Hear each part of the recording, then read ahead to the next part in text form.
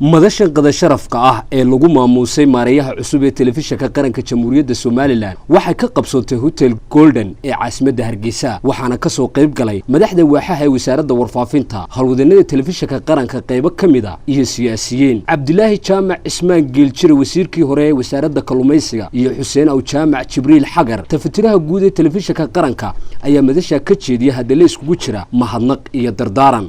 in idinka isaguba inta gacmaha is qabsataan halkaynu mar walba la doonaynay TV-ga qarankeenu gaaro inay imka gaarsiinaysan geedi dheer baan soo maray rag badan waa soo mareen laakiin kolba qoriga u dambeeyay ka loo dhiibo ayay guushu la taala aad baan idinku mahadnaqayaa wasiirka mar labaad baan u mahadnaqayaa khabarna waxaan kula dardaarmayaa horta qof weyn lama dardaarmo wax garada laakiin waxaan ku xoojinayaa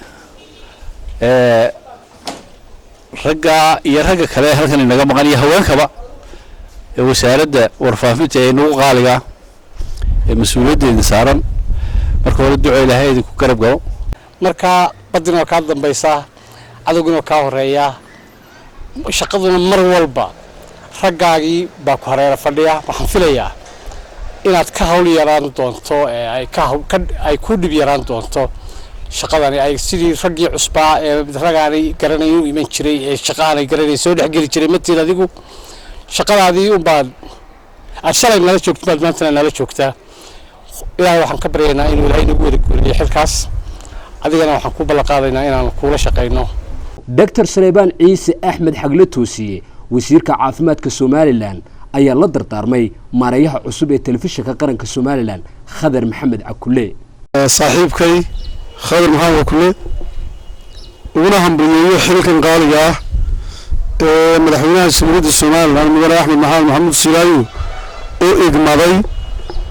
ilaahayna waxaan uga baryayaa in uu xilka u fududeeyo kuna astro runtii waxaan u mahadnaqayaa madaxweynaha Jamhuuriyadda Soomaaliland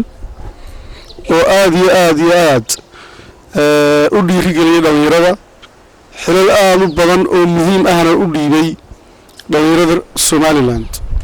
runtii waa arrin aad muhiim waa arrin tusaysa sida madaxweynaha ay uga go'an tahay inuu koriyo dhalinyarada inuu diyaariyo dhalinyaradii berrito hanan lahayd dalka waxaan malaynayaa dowladda Soomaaliland ka jiray waa dowladda xilalka ugu badan ay ka qabteen dhalinyaradu marka madaxweynuhu ammaan iyo mahadnaq buu arrintaa ku leeyahay Khadar waa nin u qalmo positionka loo magacaabay markii ugu horeysay nin qolqoljoog loo magacaabo TV-ga qaranka wasaaradda ka tirsanaa wuxuu noqon doonaa Khadar haddii uu dadaalo idina aad la dadaashaan kii u horeeyey kuwa badan oo ka xigi doonaan insha Allah haddiise aad xilkaa weyn la saaray ka soo bixi weydaan qoladii qolqoljoogta qoladeedii qurbajoogta oo sugan halka taagana kii u dambeeyay uu noqonayaa marka waxaad soo inaad la dadaashaan muujisaan runtii dadka gacanta ku haya wasaaradda boqolkiiba boqol waa dadkii qolqoljoogta ahaa oo khabiiriina waxaan aaminsanahay in isbedel weyn ka dhici doono TV-ga qaranka mar labaadna waxaan Ilaahay uga baryayaa saaxiibkay Khadar inuu u fududeeyo xilkaas idinkuna aad si buuxda anoo huba qof London la idinka keenay iyo qof idinka la idinka soo dhax qabtay inaydan isku soo la shaqeeyeen haddana waxaan idinku boorinayaa oo iga xasuusinaya inaad aad ula shaqeysaan Khadar adiguna waxaan ku leeyahay waxay Soomaalidu tiraaxiniyo kugu jira maahay waa kuwa ku barbar taagan raggaaga kasbo oo wado xilku waa meerto shakhsiga ugu wanaagsan ama leadership nimada ugu wacani waa ta keenta qofku intuu xilka hayo isagoo og inuu aanu berri tahaynayn isagoo og inuu berri ka tegayo waa ninka ku fikira intaad maanta joogto shaqadana wanaaji mas-uuliyiinta iyo shaqaalaha kula joogana la saaxiiboo kasbo oo berrito ayaan lagu odhanin ilaah baa naga kaxeeyey ee lagu yidhaahdo ay ka xumaadaan mas-uuliyiintii shaqaalaha kula joogaa beddelka lagu bedelo khadar maxamed cakule maareeyaha cusub ee telefishinka qaranka jamhuuriyadda somalilan ayaa wasiirka caafimaadka uga mahadnaqay martiqaadka uu sameeyey isagoo ballan qaaday in waajibaadka qaran ee loo igmaday uu u gudan doono sida ugu hufan ee daacadnimo ay ku jirto mas-uuliyadda iyo xilkaa oo aan u arko inaan arday yar ahay oo soo barbaaraya marka dhinac laga eegana shaqadii aan ku jiray uun yidhi tanaan kugu tijaabiyo aad baan ugu mahadcelinaya mas-uuliyaddana ilaahayna waxaan weydiisanaya inugu asturo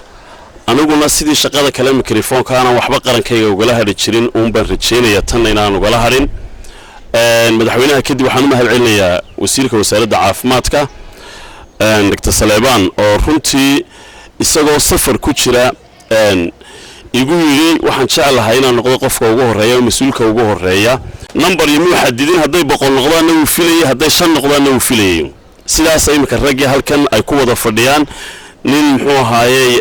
xil waaxid haya iyo nin xil waaxid qaybeed farsamo haya iyo nin kale oo muxuu ahaayey mas-uuliyad kale oo khabiirnimo ay saaran tahayba aniguna fariinta kelmad waan ku darsanayaayo tijaabada maanta 700 ee qof ee wasaaradda jooga unbaan qof ka ahay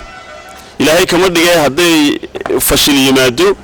ama wixii laga filayay hoos u dhaco oo laga waayo 700 waa fashil weey